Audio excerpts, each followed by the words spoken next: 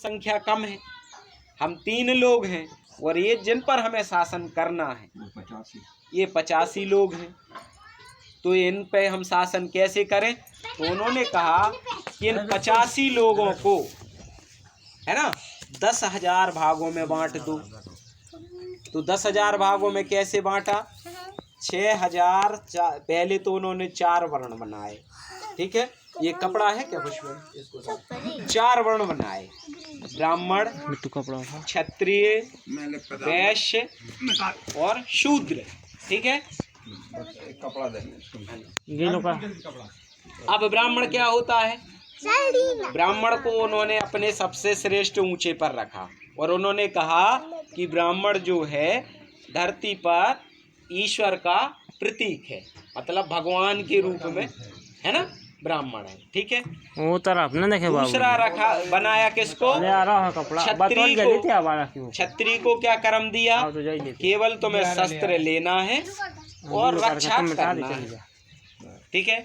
तीसरा लिया कौन सा वर्ण, वैश्य, वैश्य को क्या बताया कि जिस प्रकार का ये समाज में जो भी पूर्ति करनी है, व्यापार करना है, जैसे हम हैं, हम नमक से लेके कपड़ा, मिर्च, मसाला, सोना, चांदी जो भी खरीदते हैं वो कहाँ से खरीदते हैं, बाजार से, और बाजार पूरा किसको दे दिया गया, वैश्यों को। फिर था एक वर्ण जिसको कहा गया शूद्र, शूद्र को क्या सौंपी गई, सेवा करना। सेवा किस किस की करना है, ऊपर के जो 3 वर्ण हैं वैश्य, क्षत्रिय, ब्राह्मण, इन तीनों वर्णों की सेवा करना है। मजेदार बात ये थी कि जो ऊपर के तीनों वर्ण थे वो निकम्मे थे, उनका कोई काम नहीं था, 1 पैसे का काम नहीं करेंगे। उनके खाने पीने ऐसा आराम की सारी व्यवस्था किसको करनी थी, शूद्रों को। अनाज उगाना, दूध पैदा करना, खेती करना, सब्जियां उगाना, कपड़े, मतलब जितनी भी मानव जीवन की आवश्यक चीजें हैं वो सब शूद्र वर्ण करता था। एक वर्ण ऐसा, समुदाय ऐसा था, ठीक है, चूंकि हम क्या है हजारों साल राजा रहे, तो हमारे खून में वो चीज थी कि हम उनकी दासता को स्वीकार नहीं कर रहे थे। तो जिन्होंने उनकी इस मनुस्मृति की व्यवस्था को मानने से इनकार किया, उन्होंने उनको बहिष्कृत किया। तो ऐसी आज की समय में जो अनुसूचित जातियां हैं, है ना, जिनमें चमार, भंगी, कोरी, खंगार, मैतर, धानुक, है ना, खटीक, ये जितने भी हैं ये सब बहिष्कृत थे, मतलब इन्हें गांव के अंदर रहने का अधिकार नहीं था, इन्हें बाहर कर दिया गया था। क्यों, क्योंकि हम उनकी व्यवस्था को मान नहीं रहे थे। एक समुदाय और था जिसने कहा कि ना तो हम तुम्हारी व्यवस्था को स्वीकार करेंगे और ना हम तुम्हारे साथ में रहेंगे। वो भाग गए जंगलों में। तो वो कौन हैं आज के, आदिवासी, जिनको हम अनुसूचित जनजाति कहते हैं, ठीक है, भाग गया। अब क्या हुआ कि ये जो परसेंटेज लिख दिया है बाबू जी ने, ये हमारी संख्या है कि 3 लोग मिलकर 97 लोगों को अपने दिमाग से चला रहे, शासन कर रहे हैं और चला रहे। चला कैसे रहे, वो चालाकी बनाई। पहले तो उन्होंने 4 वर्ण बनाए, 5वां बहिष्कृत वर्ण बनाया, उससे नीचे महिलाओं को रखा। इतने ही तक, बेटा छोटे बच्चों को जाने, इतने तक वो संतुष्ट नहीं रहे। फिर उन्होंने कहा कि जो शूद्र हैं इनकी संख्या कितनी थी, 85%, 85 नहीं थी, इनकी है वर्तमान में 55% शूद्रों की, और बाकी जो है 30% वो है अनुसूचित जाति और जनजाति के लोग, जिन्हें अछूत समुदाय कहा जाता था, मतलब जिनको छुआ नहीं जाता। ये तो शूद्र जो है ये सछूत है, इनका छुआ हुआ दूध, घी, शक्कर, सब्जी, आटा, नमक, तेल ब्राह्मण सब उपयोग करता है, इनका छूता है, लेकिन हमारा छुआ नहीं खाता। तो ये थे वो शूद्र जिनको वो छू सकते थे। इनकी संख्या ज़्यादा थी, तो उसने दिमाग लगाया कि आज हमने इनको अलग अलग किया है, लेकिन जिस दिन हमें इनके अंदर बुद्धि आ गई और ये जागृत हो गए कि हमने इनका राजपाट छीना है, तो उस दिन एक हो जाएंगे। तो फिर दुनिया में जो चीज़ कहीं नहीं पाई जाती वो यहाँ बनाई गई, वो जिसका नाम क्या है? जाति। पूरे दुनिया में जाति कहीं नहीं पाई जाती, केवल भारत में। वो जाति कैसी बनाई? बंधन लगा के। उन्होंने कहा कि एक जाति दूसरे जाति के बराबर नहीं होगी, एक जाति दूसरी जाति के साथ ना तो बैठेगी, ना खाएगी, ना शादी करेगी, ना अपने मतलब आयोजन है जो भी घर के कार्यक्रम है उसमें बुलाएगी। क्यों लगाया भाई? जब कुर्मी और काछी या कुर्मी या लोधी आपस में खाने लगे तो ब्राह्मण को ये शंका हुई कि यार ये तो इनमें भाईचारा बढ़ने लगा। दो जाति के लोग बैठने गए तो वो अपने सारे काम छोड़कर उनके बीच जाता है और क्या समझाता है? अरे यार भैया लोधी साहब, आप तो थोर के ठाकुर हो, ये तो कुशवाहा मुशवाहा छोटी जात के है, बताओ आप इनके साथ खाने लगे। आपका इससे क्या हो जाएगा? धर्म भ्रष्ट हो जाएगा। जातियों का मामला किससे जोड़ के रखा? धर्म से। उन्होंने कहा कि यदि चमार भंगी के साथ बैठेगा या उसके साथ खाना खाएगा तो क्या भ्रष्ट हो जाएगा? धर्म भ्रष्ट हो जाएगा।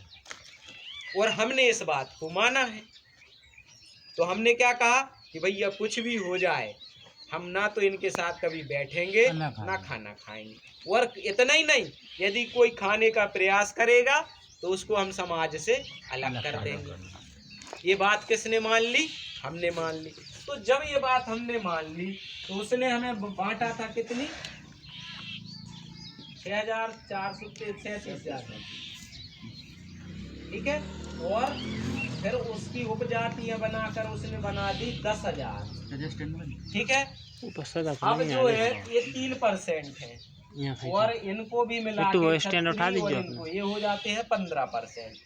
आज के समय में ये 15% लोग एक मुट्ठी में हैं, वो एक साथ बैठते हैं, एक साथ खाना खाते हैं और एक साथ हम पर राज करने की योजना बनाते हैं।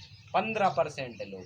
और ये जो 85% लोग हैं ये 10,000 टुकड़ों में बटे हैं। तो जब 85 में 10,000 का भाग दिया जाता है तो यहाँ पर 0.0085 मतलब ये हो जाता है 1700 गुना। हम जो हैं 1,700 गुने कमजोर हैं इनसे, इन 15% लोगों से। कितने कमजोर हैं? 1,700 गुना। अब बताओ, यदि कोई हमसे दुगनी ताकत रखता है तो भी हम उससे कभी नहीं जीत सकते। जीत सकते? जो व्यक्ति हमसे डबल ताकत रखता हो, जैसे हम 10 किलो उठा सकते, तो कोई व्यक्ति ऐसा है जो 20 किलो उठा सकता है, तो हम उससे नहीं जीत सकते। लेकिन हम इनसे तो 1700 गुने कमजोर हैं, तो हम कैसे जीतेंगे? जीत सकते? कभी कभी नहीं जीत सकते। दरअसल ये जो व्यवस्था थी, ये व्यवस्था बनाई क्यों गई? ये धर्म की नहीं थी। ये जो व्यवस्था थी इसका मूल कारण था राजा और गुलाम बनने का। और राजा और गुलाम कैसे बनते हैं? कैसे बनते हैं? अभी जैसे भारत में क्या लागू है? संविधान। संविधान में क्या है? लोकतंत्र। बाबा साहब अम्बेडकर ने कहा था कि चाहे मैतरानी हो और चाहे राजा की रानी हो, दोनों की वोट कितनी है? बराबर है। बराबर। एक वोट की एक कीमत है। चाहे मैतरानी वोट डाले और चाहे माधवराव सिंधिया की घरवाली डाले या सोनिया गांधी वोट डाले या मेनका गांधी वोट डाले, कीमत बराबर। वोट की कीमत बराबर जो है। हाथ में हाथ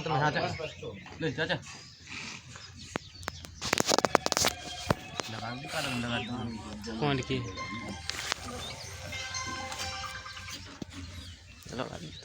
हाँ सर, थोड़ा सा व्यस्त हूँ मैं। दिया किसने? संविधान, बाबा साहब। अब जो है ना आय के जो है ना, आय मतलब कमाई के 3 साधन होते हैं और बिना कमाई के पैसे के किसी का जीवन नहीं चल सकता। कौन कौन से 3 साधन होते हैं? सबसे पहला साधन है व्यापार, ठीक है, दूसरा है नौकरियां, और तीसरा है कृषि, खेती किसानी। इन तीन ही माध्यम से पैसा आता है।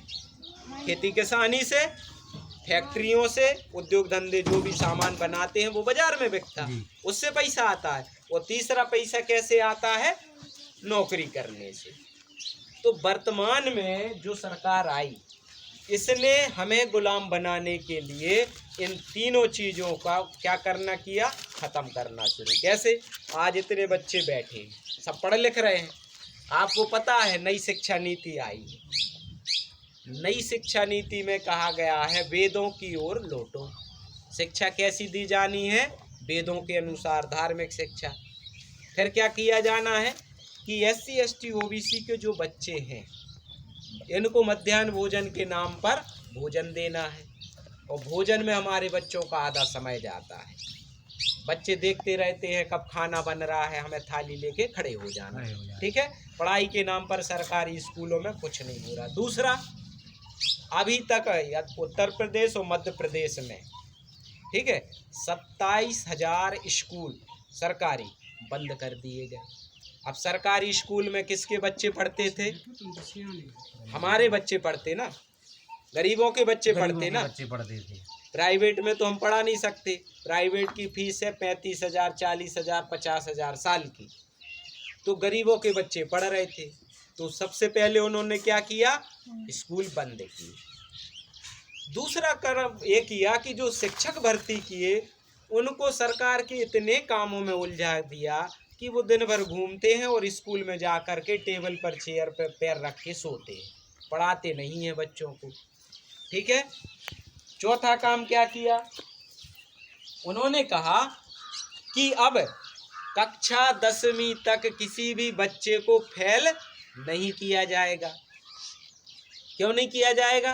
क्योंकि 10वीं बोर्ड होती है, और 10वीं जिसने पास कर ली वो आगे शिक्षा थोड़ी ले सकता है, और जो 10वीं में फेल हो गया वो किसी काम का नहीं। तो 10वीं तक फेल नहीं करना मतलब 9वीं तक वो पास करते जाते। 10वीं में हमारे बच्चों को लिखना नहीं आता है, बोर्ड की परीक्षा है, तो हमारे बच्चे फेल होकर घर में बैठ जाते हैं। अब जब हम पढ़ ही नहीं पाएंगे तो नौकरी कहाँ से मिलेगी? तो उन्होंने पहला तो काम किया, शिक्षा खत्म की, स्कूल खत्म की, टीचर खराब। अब उन्होंने कहा हो सकता है कि कुछ जैसे हम जैसे जागृत लोग हैं, हमारे बच्चों को कोई भी माहौल मिले हम अपने घर में इस लायक बनाएंगे, पढ़ेंगे। लेकिन अब जो हमारे बच्चे पढ़ लिख कर जाएंगे तो क्या करेंगे? नौकरी मांगेंगे। तो नौकरी कहाँ मिलती है? सरकारी संस्थानों में, सरकार के संस्थानों में मिलती ना सरकारी नौकरी। तो उन्होंने क्या कर दिया? सरकारी जो संस्थाएं थी उनको प्राइवेट कर दिया, है ना। सब कुछ प्राइवेट हाथों में दे दिया। और जहां पर एक कर्मचारी को पहले 25,000, 50,000 की नौकरी मिलती थी चपरासी को और बाबू को, अब वो नौकरी कितने में दे रहे हैं? 10,000 रुपये में। और कंडीशन क्या होती है? हर एक साल वो रिवाइज करते हैं। यदि उनको लगा कि तुम्हारा काम अच्छा नहीं है तो तुम्हें भगा देंगे। पहले क्या होता था? जो व्यक्ति 1 साल नौकरी कर लेता था वो प्रोविज़न पीरियड कहलाता था। उसके बाद उसका निकलता था कन्फर्मेशन आर्डर, पक्के का आर्डर। और जो व्यक्ति एक बार पक्का हो गया उसको फिर कभी 60-65 साल के पहले आप भगा नहीं सकते। ये पहले का नियम था। यही कारण है कि हमारे समाज के और उनके समाज के बहुत से मास्टर दरुआ हैं, पीते हैं दारू। लोग कहते हैं इनकी नौकरी पता नहीं कैसे मिल गई, ये तो कुछ पढ़ाते दारू, क्योंकि वो पक्के ना मास्टर बन चुके, उनको सरकार निकाल नहीं सकती। अब क्या है? यदि आप काम नहीं करोगे, अब तो प्राइवेट है, आपको दूसरे दिन भगा के दूसरा व्यक्ति रख लिया जाएगा, है ना। ये हो गया। तो पहली नौकरी जो शिक्षा खत्म की। शिक्षा से जहाँ नौकरी मिल रही थी क्या? सरकारी संस्थानों में, तो वो संस्थाएं खत्म कर दी। फिर इतने से भी मन नहीं भरा, फिर एक नियम और लाए। वो नियम लाए हैं काय का? 25-75 का। उन्होंने कहा है कि जो बड़े बड़े अधिकारी हैं केवल उनकी जो है ना पोस्ट भरी जाएंगी रेगुलर, है ना। 25% अधिकारी जो चलाते हैं ना संस्थाओं को, वो पद भरे जाएंगे। और जो 75% पद हैं वो कैसे भरे जाएंगे? ठेकेदारी से। आज किसी भी संस्था में चले जाओ आप सरकार की, आपको प्यून मतलब चपरासी, बाबू, क्लर्क, असिस्टेंट, लाइब्रेरियन, ये सारे के सारे पद कच्चे आदमी के मिलेंगे, संविदा वाले मिलेंगे।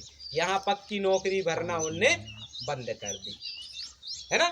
तो ये हो गया। तो हमारी शिक्षा खत्म की। शिक्षा से जो हमें रोजगार मिलता था, क्योंकि हमारे बहुत से लोग ऐसे हैं जिनके पास जमीनें हैं ही नहीं। जैसे बाबू जी ने बताया,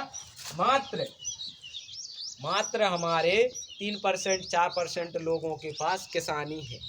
बाकी लोग काय पर निर्भर थे? पढ़ लिख करके नौकरी पा लेते थे तो उनका घर संभल जाता था, तो वो खत्म कर। दूसरा, व्यापार। आपको और हमें सब पता है कि हमारी समाज में SC ST OBC में एक भी व्यक्ति ऐसा नहीं है जिसकी बड़ी फैक्ट्री हो, है ना। फैक्ट्रियां हमारे पास है नहीं। अंबानी की हैं, अडानी की हैं, टाटा की हैं, बिरला की है। पूरा भारत का व्यापार वही लोग चला रहे हैं। हम सिर्फ जो भी खाना है उनसे की दुकान से खरीदते हैं। तो हमारे यहाँ पास फैक्ट्रियाँ हैं नहीं है, तो पैसा कहाँ से आएगा? है ही नहीं, हम तो मजदूर हैं।